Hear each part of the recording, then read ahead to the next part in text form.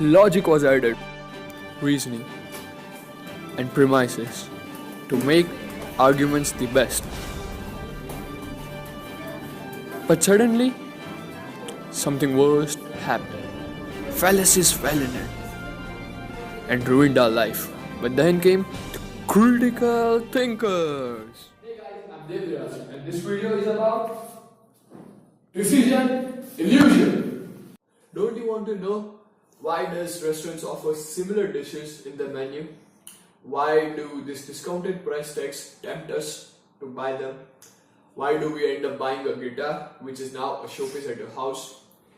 Why does Nike keep two same shoes of different colors together?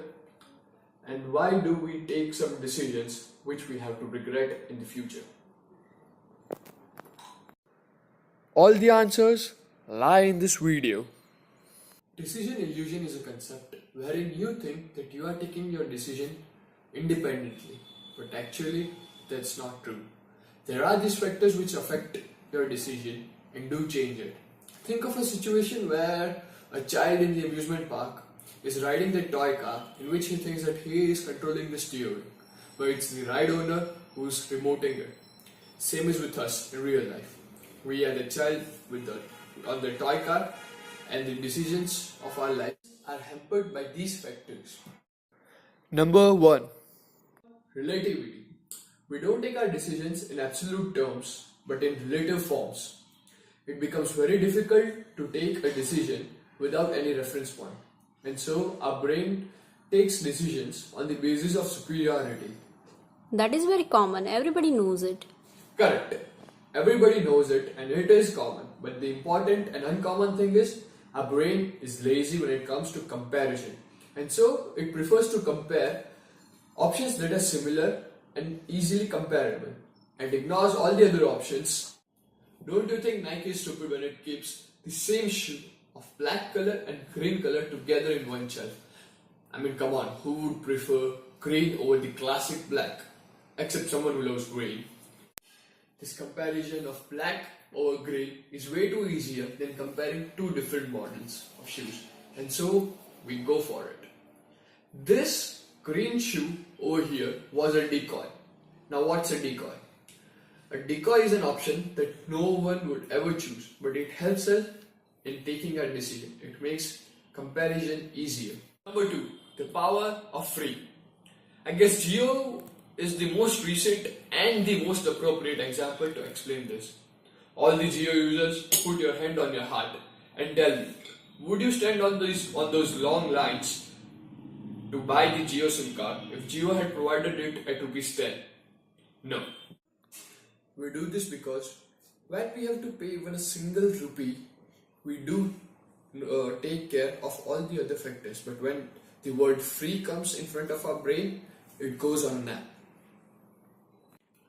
Jio could have offered you the service at its cost price and still be the cheapest network available, but it opted for the loss.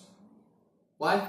Because they knew the power of free, and today they have earned way more than the loss that they had in the 3 months. Emotions. Emotions are the real savage when it comes to decision making.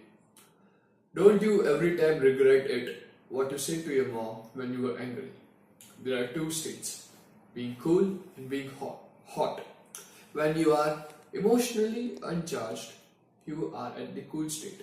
But when you are happy, sad, angry, etc., that is when you are emotionally charged, you are in the hot state. You. Anuj, it better be important. I'm in the middle of this video. But your girlfriend ditched you for that ugly diarrhea. What? Yeah, Believe man. me, she is the most unhygienic girl I have ever seen.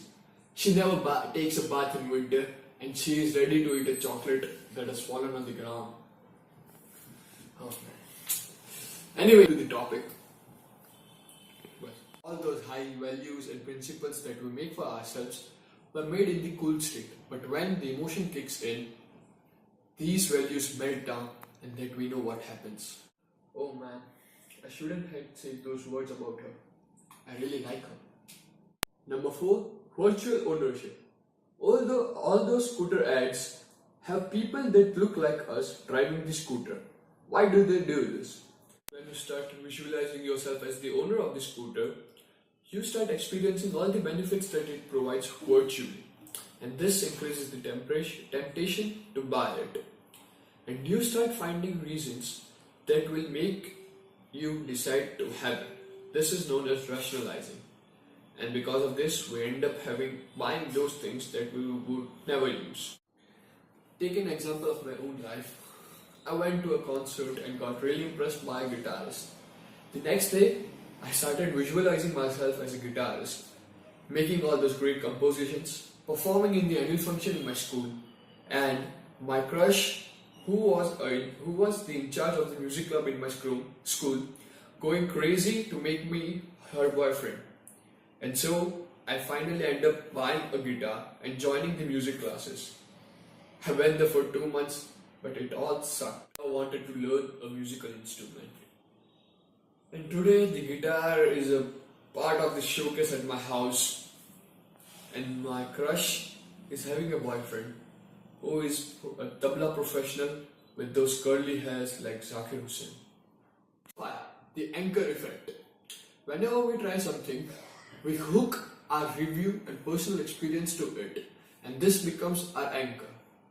Every next time when we try that again, this anchor becomes the base of our decision to whether go for it or not. After all, the saying that the first impression is the last impression is not wrong. The trick of discount works on this phenomenon. The market price becomes our anchor, and when we see a discounted price tag, we get tempted to buy it. Taking my example again, I saw a baseball bat in a showroom at a 60% discounted price, and I bought it. Today, my mother uses it to run away the monkeys. The trick of discount works on this phenomenon. The market price of a product becomes our anchor, and so when we see the discounted price tag, we just hunt for it. Taking my own example, I bought a baseball bat just because it was at 60% lower price. The funny part is my mother today uses it to scare the monkeys. Concepts that I explained today are introduced to us by the very renowned behavioral economist Dan Ariely in his book Predictably Irrational. I really hope you like this video. Please do like, share and subscribe, and always stay logical.